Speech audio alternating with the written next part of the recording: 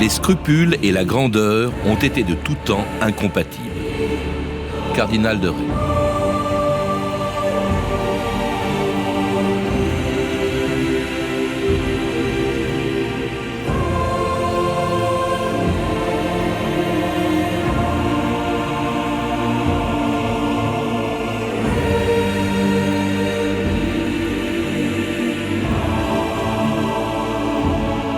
« 2000 ans d'histoire ».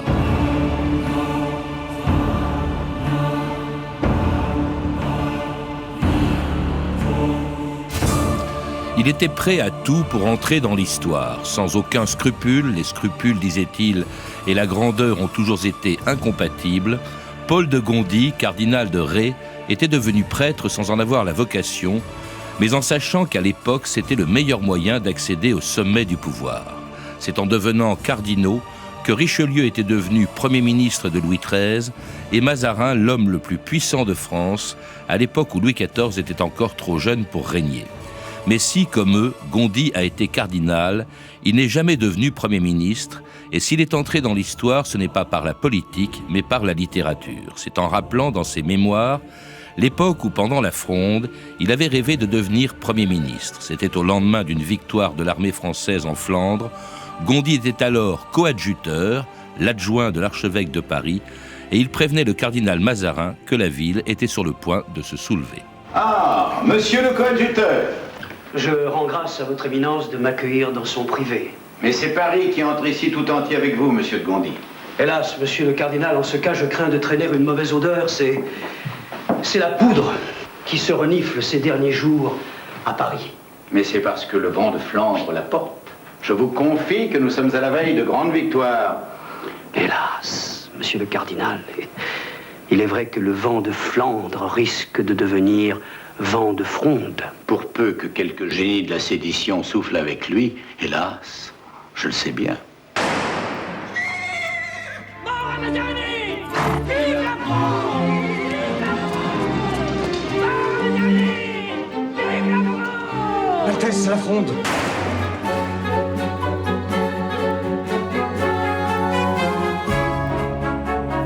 Simone Berthier, bonjour. Bonjour. C'était le déclenchement en 1648 de la plus grande révolte qu'ait connue la France avant la Révolution de 1789, la Fronde, pendant laquelle Gondi, futur cardinal de Rais, a joué un rôle essentiel. Vous le rappelez dans une biographie qui vient d'être rééditée aux éditions de Fallois, le cardinal de Rais, qu'on aurait aujourd'hui totalement oublié, il n'avait plus tard, bien après la Fronde, écrit des mémoires. Ce sont ces mémoires qui l'ont rendu célèbre plus que la politique. C'est en fond l'écrivain dont on parle aujourd'hui plus que du cardinal.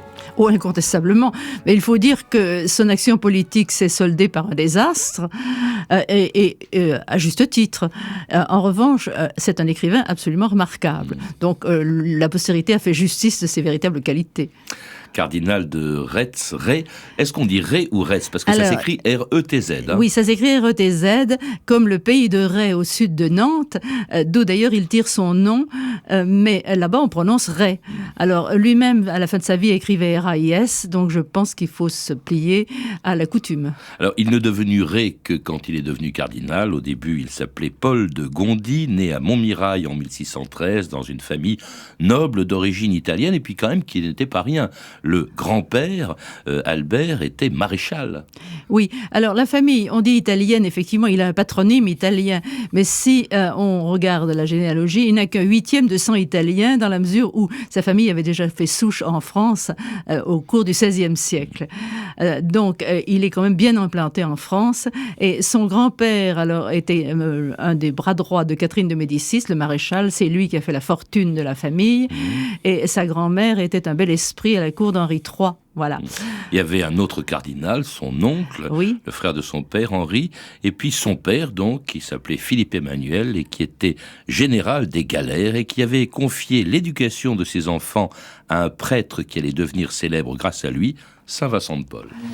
Messire Philippe Emmanuel de Gondi, comte de Joigny, marquis des Îles d'Or, lieutenant général des mers du Levant, général des galères de France, par les présents autorisés par lui, s'engage à verser à Monsieur de Paul, prêtre du diocèse d'Arc, licencié en droit canon, une somme de 45 000 livres, dont le profit et revenus devront servir à l'entretien, vêtements et nourriture et autres nécessités de 6 personnes ecclésiastiques qui iront de village en village prêcher et instruire le pauvre peuple des campagnes. Vous savez, mon père, quel besoin j'avais de votre direction.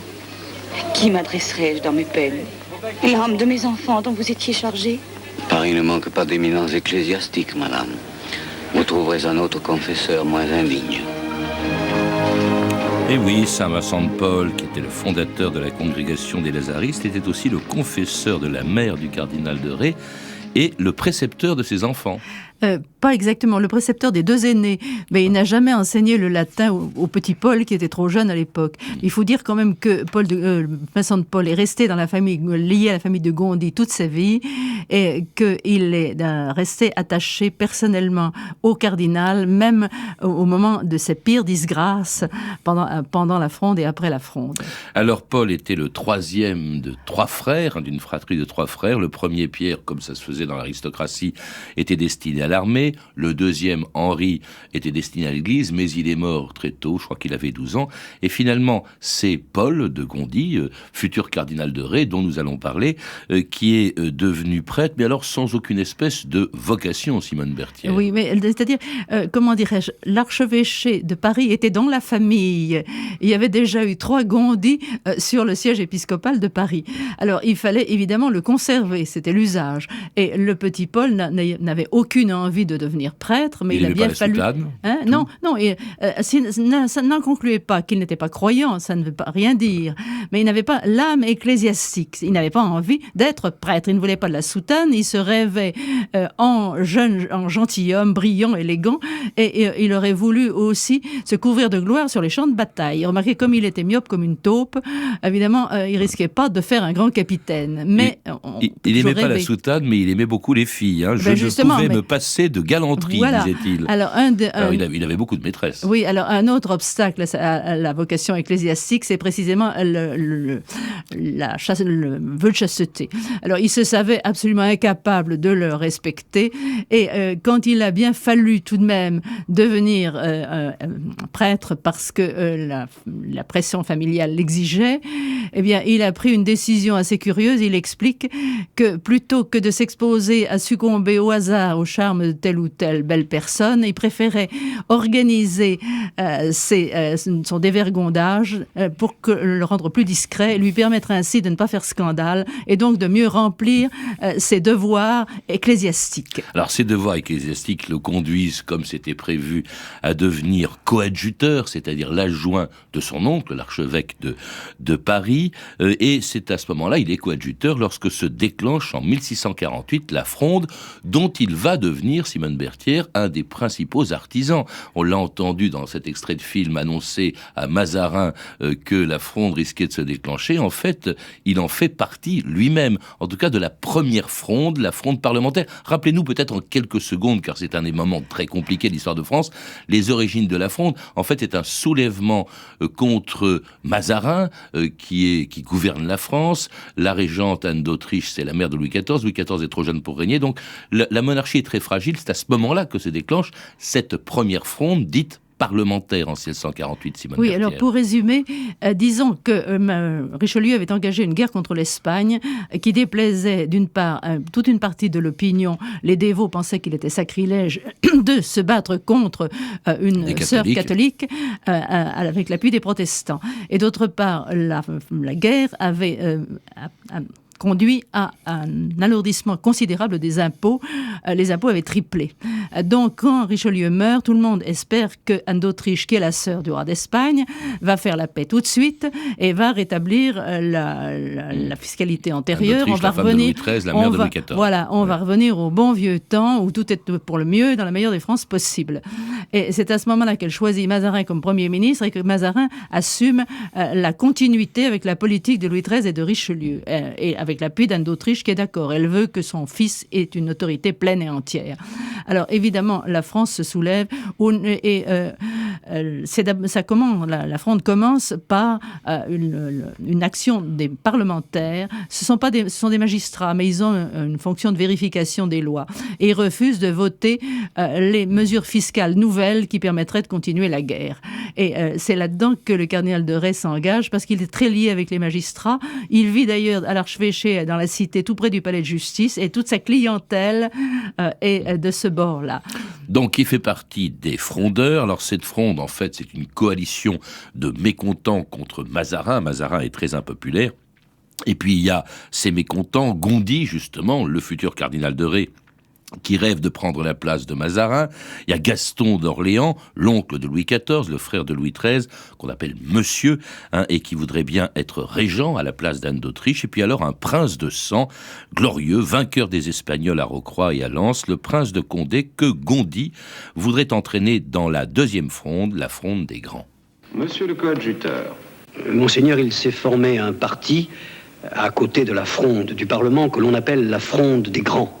Je sais, qui veulent reconquérir toutes les places, regagner tous les bénéfices, faire régent ce merle déguisé en aigle qui s'appelle Monsieur, et vous faire principal ministre. Ou qui sait, plus. Mais je sais tout cela parfaitement. Toutes ces provinces. Monsieur, j'ai assez de biens et d'établissements pour me conserver au roi par mes services et ma fidélité. Mais je ne serai pas maître de cette fronde-là, parce qu'elle ne peut se faire contre le roi, Gondi. Je suis prince du sang. Partie intégrante de la royauté, grand maître de France, général en chef, je m'appelle Louis de Bourbon-Condé. Et je ne veux pas ébranler la couronne. Je vous souhaite le bonjour. Gondi! Monseigneur? Veuillez dire à ma sœur que l'armée d'Alsace fait route sur Paris. Altesse, la fronde! Pour villes et villages, tocsin il faut sonner, rompez tous les passages qu'il voulait en donner, pour sonner le tocsin pour sabre Mazarin. Et c'était ce qu'on appelait une mazarinade, chantée à l'époque de la fronde, qui était une révolte, entre autres, contre Mazarin. Une révolte, on l'a entendu, à laquelle, dans un premier temps, Condé, qui est vraiment le général le plus important de France, un prince de sang, refuse de s'engager, alors que Gondi essayait de le faire s'engager dans la fronde. Gondi, le futur cardinal de Retz, avait une énorme admiration pour Condé. Ah, mais bien sûr, c'était le modèle absolu pour qui rêvait d'exploits de chevalerie. C'était l'égal de César et d'Alexandre. Enfin, il avait un prestige extraordinaire et toute la noblesse le suivait. Alors justement, dans cette première fronde, au début de la fronde, Condé défend la monarchie, puis il va se retourner contre elle. Il va trouver auprès de lui, à ce moment-là, Gondi. Alors, c'est très compliqué, la fronde. Mais alors, la politique que mène Gondi pendant les 5 ans qu'elle a duré est encore plus compliquée. Il change de camp en permanence, Simone Berthier. Oui, mais il a pour excuse que tous les autres changent également de camp en permanence. C'est ça qui fait que la fronde est incompréhensible. Voilà. Et comme il n'est tout de même pas du tout premier rang, il y a Condé et Gaston d'Orléans sont très au-dessus de lui, eh bien, il y a des moments où on se le renvoie comme une balle et il fait ce qu'il peut dans l'invraisemblable sac de nœuds que représente l'action politique à ce moment-là. Alors on va le voir donc auprès de Condé contre Mazarin. Il va même d'ailleurs faire quelque chose qui va traumatiser le jeune roi Louis XIV, qui est encore très jeune, qui a moins de 10 ans, ou qui a 10 ans, c'est que il va littéralement, Gondi, le futur cardinal de Retz, va littéralement emprisonner en quelque sorte la reine dans Paris, craignant qu'elle s'évade. Elle va être littéralement emprisonnée, prise en otage par Gondi. Oui, alors là, on a brûlé un peu les étapes. Disons que Condé s'est retourné contre Mazarin parce que Mazarin n'a pas voulu payer ses services au prix demandé, qui était énorme, il demandait toute la France. Alors donc, Mazarin l'a fait emprisonner, sa prison a fait scandale, et finalement, les gens de la vieille fronde dirigée par Retz et les partisans de Condé se sont unis contre Mazarin pour libérer les princes. Donc à ce moment-là, il marche la main dans la main, marche la main dans la main avec Condé. Voilà. Il y a cette scène extraordinaire où effectivement les Parisiens viennent voir si le petit roi Louis XIV ne s'est pas enfui. Alors Mazarin a été obligé de fuir la nuit en rasant les murs et et il espérait que la reine pourrait le rejoindre hors de Paris avec le petit roi. Et c'est Gondi qui a donné l'alerte et qui a fait surveiller le palais royal, et la foule est venue pour réclamer de voir l'enfant au palais royal. Et Louis XIV était couché dans son lit, tout habillé, botté, prêt à monter en carrosse pour partir. Il a fait semblant de dormir sur l'ordre de sa mère, il a très bien joué son jeu, et les mutins sont arrivés au pied du lit et se sont émus de larmes, sont tombés à genoux devant le petit roi. Donc à ce moment-là... Et ça, ce sont des choses qu'on ne pardonne pas à Gondi. Non. Gondi, futur cardinal de Ré, à ce moment-là, il est aux côtés de Condé, il est avec Condé, contre la reine, contre Mazarin, et puis brusquement, il va complètement changer. On va le retrouver se rapprochant de la reine contre Condé, un rapprochement étonnant, mais qui est dû au fait que, évidemment, Gondi espère le chapeau de cardinal que lui promet Anne d'Autriche. Monsieur le coadjuteur, qu'il sera donc plaisant de vous appeler Monsieur le cardinal. Votre Majesté se moque de mon pauvre mérite. Je ne devrais songer qu'à refuser trop de bienfaits. Oh, madame, que de fois j'ai rêvé ici que votre Majesté ordonne et que j'engage ma vie. C'est une prière que je vous fais. Défendez-moi de ce fou. Je vous en prie, aidez-moi. Madame, avec cette déclaration dont je vous ai lu le texte, nous allons dresser le Parlement contre Condé et l'obliger à quitter Paris. Mon sort est entre vos mains. Oh, madame, la joie de vous servir me ferait braver des armées.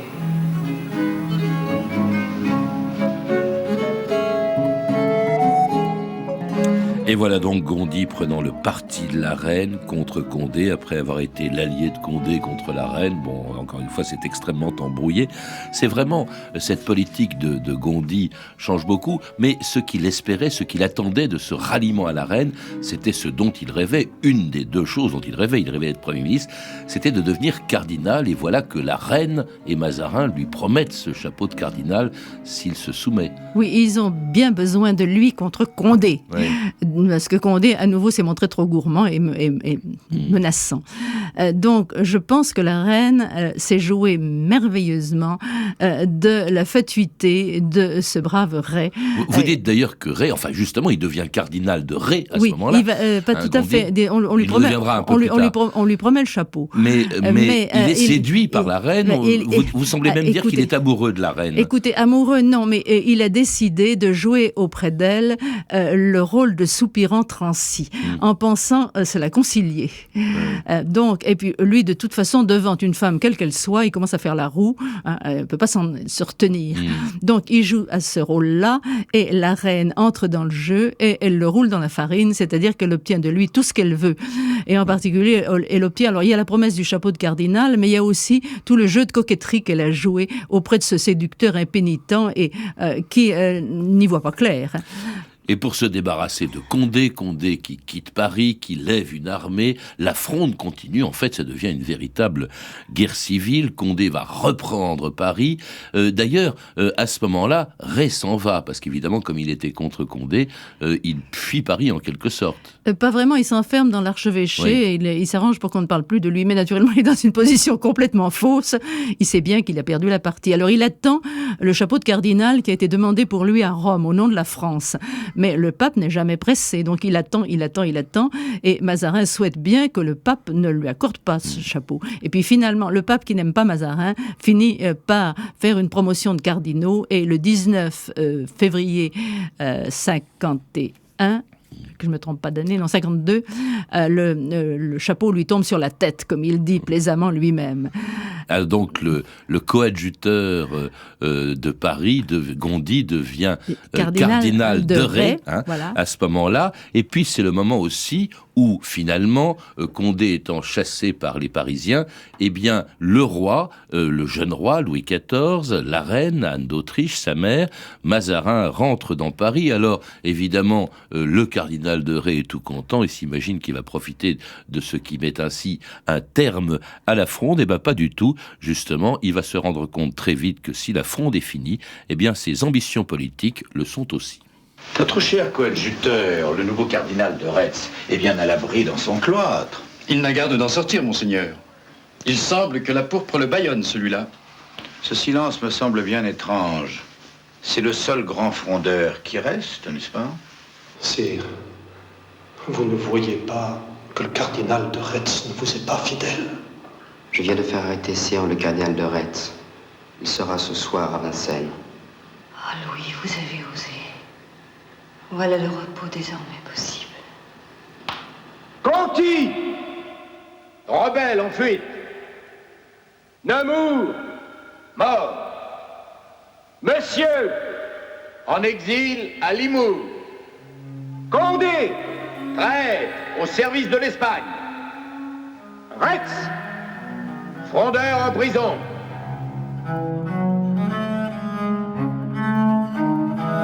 Et c'était le 19 décembre 1652, l'arrestation du cardinal de Ré, et pas de Retz, sur ordre du tout jeune Louis XIV. Pourquoi est-ce que on arrête le cardinal de Ré?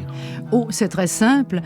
Il s'agit de faire un exemple tout en haut, au sommet du premier ordre du royaume, qui est le clergé.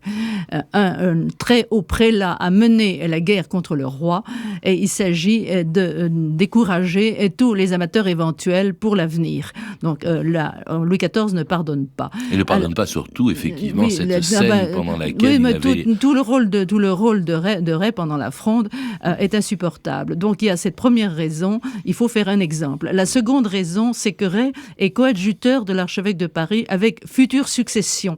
C'est-à-dire que à l'instant même où son oncle mourra, il sera nommé archevêque en titre. Et le roi ne veut absolument pas de lui comme archevêque. En même temps cardinal. Ah oui, mais cardinal, c'est une chose, c'est une dignité cardinale, mais c'est pas une fonction. Alors, la fonction importante et qui donne du pouvoir, c'est archevêque. Et donc, il s'agit de l'obliger à démissionner de l'archevêché. Alors, ce qu'il y a d'extraordinaire, il est envoyé en prison à Vincennes, puis à Nantes, et alors là, il y a une évasion rocambolesque qui se produit en 1654, Simone Berthière. Oui, mais c'est-à-dire que entre-temps, le tonton est mort, et donc, il est archevêque. Et alors, il a donné sa démission, mais il sait très bien que le pape ne souscrira jamais à une démission signée d'une prison. Donc, il a peur qu'on l'envoie pourrir dans un cul de basse-fosse jusqu'à la fin de ses jours. Alors, il s'évade du château de Nantes, c'est rocambolesque, au bout d'une corde ficelée à un bâton, et on le descend. Alors, j'ai visité le château de Nantes il n'y a pas longtemps, et on m'a montré l'endroit d'où il est descendu, et je comprends qu'il ait eu très peur. C'est cassé l'épaule. Oui, non, mais avant, la descente s'est bien passée, mais vous savez, c'était impressionnant. Il est tombé de cheval. Alors, on l'a recueilli en bas, mais il était en retard parce qu'il avait eu peur. Il avait essayé de reculer le plus possible l'évasion. Le cheval était trop rapide, il est tombé de cheval. Alors, ce qui était prévu, c'est qu'il marche à bride abattue sur Paris et qu'il s'enferme dans l'archevêché et qu'il ameute toute l'église. L'accident qui lui a brisé l'épaule a évidemment compromis ce programme, et donc il s'est échappé. Et il est passé en Espagne pour aller à Rome. Alors c'est le début d'un très long exil, il va être éloigné de la cour, il va en Espagne, il va effectivement passer beaucoup de temps à Rome, il est protégé par un pape, ensuite il y a un autre qui ne l'aime plus, enfin disons que ça dure très longtemps, on l'oublie complètement, il est mis à l'écart, ses ambitions politiques sont totalement terminées, et très longtemps après la Fronde, le voilà qui se met à écrire. Et c'est là qu'il va devenir célèbre de façon posthume, d'ailleurs parce que ses mémoires qu'il écrit en 1675 ne seront publiés qu'en 1717. Et là, c'est un monument de la littérature. Il est un des plus grands mémorialistes de notre histoire littéraire, Simone Berthière. Oui, alors il a tout perdu. Il a dû démissionner de l'archevêché. Il est couvert de dettes parce que tous les amis qui avaient financé ses errances pendant la clandestinité réclament leur dû. Et il n'a plus rien à faire. Enfin, sa vie est terminée. Il envisage même un moment de se faire moine. Et puis finalement, les bénédictins trouvent c'est un pensionnaire un peu encombrant. Et il se retourne s'enfermer dans son petit château de Commercy en Lorraine. Et là, bien pour meubler son temps, il se met à écrire ses mémoires. Alors évidemment, ces mémoires sont quelque chose d'extraordinaire dans la mesure où, à la différence de ce qu'il avait écrit avant, des pamphlets ou des sermons, il ne pratique plus la langue de bois. Il écrit de façon extrêmement libre, c'est plein d'humour, et bien sûr, il règle ses comptes à l'égard d'un certain nombre de personnages, mais surtout, il réécrit l'histoire à l'irréel du passé. C'est-à-dire qu'il écrit et à chaque instant, il se dit que ça aurait pu bien tourner, qu'il aurait dû réussir. Mais malheureusement, il y a eu toujours un petit caillou sur son chemin qui l'a fait trébucher, comme au moment de la chute de cheval. Et c'est un livre qui est merveilleux d'élan, d'esprit, de bonheur même, tellement il trouve de plaisir à ressusciter son passé. C'est pas la première expérience de l'écriture. Il avait quand même 61 ans quand il écrit, 62 ans quand il écrit ses mémoires. Il avait déjà écrit un livre qui s'appelait La Conjuration de Fiesque. Cela dit, ses mémoires sont extraordinaires, mais ça ne lui donne pas de gloire immédiatement, puisqu'ils n'ont été publiés qu'en 1717, c'est après la mort de Louis XIV. Bien entendu, vous pensez bien qu'on ne les a pas publiés du vivant de Louis XIV. C'est pas possible. Donc, effectivement, alors après la mort de Louis XIV, au contraire, ils ont un très grand succès parce qu'ils sentent le soufre. On dit du mal du régime précédent. Bref, c'est un bréviaire de subversion, à peu près, ces mémoires. Mais ils ont continué à séduire, justement, essentiellement par la qualité du style. Marc Fumaroli disait que, au fond, il avait été non seulement un grand mémorialiste, évidemment, mais l'inventeur de la politique moderne, Simone Berthière. Pourquoi ? Peut-être à cause du cynisme dont il a toujours fait preuve, l'absence totale de scrupules qui est, disons, très contemporaine, très actuelle. Mais pas tout à fait, ils en ont quand même des scrupules. Ils s'arrangent avec. C'est plus subtil. Maintenant, qu'il soit le fondateur de la politique moderne, je pense que le vrai fondateur, c'est Mazarin. Bon. Il a contribué quand même par les maximes politiques dont il émaille ses mémoires à donner des quantités de leçons à la postérité. Merci beaucoup, Simone Berthière. Pour en savoir plus, je recommande la lecture de votre livre. Il est imposant, il a plusieurs centaines de pages, La vie du cardinal de Ré, qui vient d'être réédité aux éditions de Fallois. Lire également Les mémoires du cardinal de Ré, publié en livre de poche dans une édition établie, présentée et annotée par vous, Simone Berthière. Et puis vous avez pu entendre des extraits du téléfilm Mazarin de Pierre Cardinal, ainsi que des films Louis Enfant Roi de Roger Planchot, disponible en DVD chez Universal, et Monsieur Vincent de Maurice Cloche, édité en DVD par Studio Canal. Enfin, je signale la parution de l'Histoire de France en bande dessinée, éditée par Le Monde avec Larousse, une collection en 16 volumes à retrouver avec le journal Le Monde, daté du dimanche lundi, chaque semaine jusqu'au 20 septembre. Vous pouvez retrouver ces références par téléphone au 32 30, 34 centimes la minute ou sur le site franceinter.com. C'était 2000 ans d'histoire, la technique Michel Bertin et Renan Mahé, documentation et archivina Emmanuel Fournier, Claire Destacan et Franck Olivard, une réalisation de Anne Kobilac.